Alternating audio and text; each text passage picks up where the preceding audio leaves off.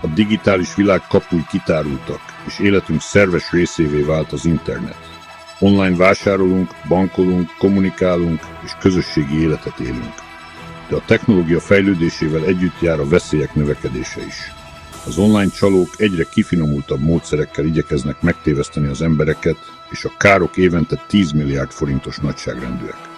Kaptam egy e-mailt, ami látszólag a bankomtól jött. Azt írták, hogy frissítenem kell az adataimat, és kattintsak egy linkre. Nem tűnt fel semmi gyanús, ezért rákattintottam. Később vettem észre, hogy több 100 000 forintot leemeltek a számlámról. A romantikus csalások az érzelmekre hatnak.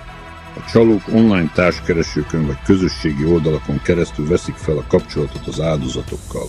Egy társkereső oldalon ismerkedtem meg egy nővel. Nagyon kedves volt, és azt mondta, hogy szerelmes belém. Pár hét után pénzt kért tőlem, mert azt mondta, hogy bajban van. Először csak kisebb összegeket küldtem, de később egyre többet. Végül rájöttem, hogy átvert. A hamis weboldalak is komoly veszélyt jelentenek. A csalók olyan weboldalakat hoznak létre, amelyek megtévesztésig hasonlítanak a valódi bankok vagy online áruházak oldalaira. Ezeken az oldalakon a felhasználók megadják a személyes adataikat, amiket a csalók ezután felhasználnak. A befektetési csalások magas hozamot ígérnek, de valójában átverések.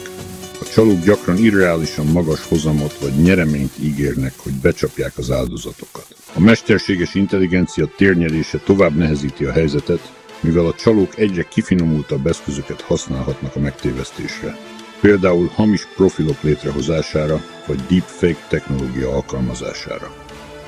A mesterséges intelligencia lehetővé teszi a csalók számára, hogy személyre szabott adathalász e-maileket küldjenek, vagy hamis videókat készítsenek, amelyekben valós személyeket személyesítenek meg.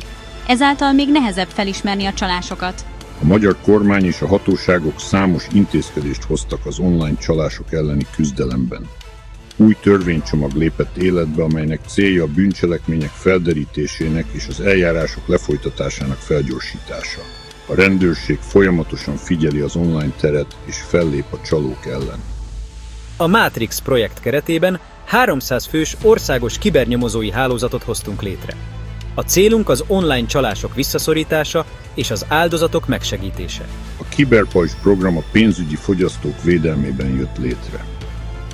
A program keretében a pénzügyi szektor szereplői, a bűnüldöző szervek és a hatóságok együttműködnek az online csalások megelőzése érdekében.